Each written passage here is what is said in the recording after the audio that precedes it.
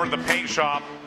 This is a 2012 Newmar Mountain Air classic accident. Customer took out a Ballard in a gas station and literally just crushed this the clean out bay here.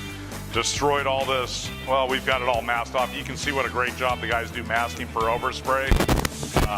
Lots of time and attention so you don't get overspray up into your chassis, and just a nice, neat, clean job. The guys go the extra mile.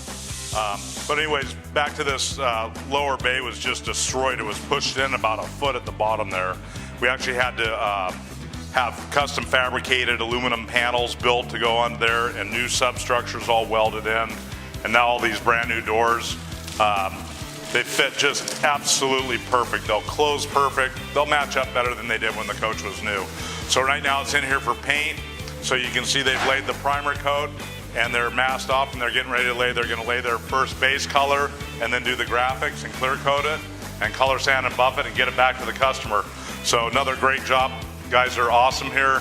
There's nobody doing better, nicer body and paint work on motorhomes than Orange County RV. So we do the best work. Bring it to us. We'll make it happen for you.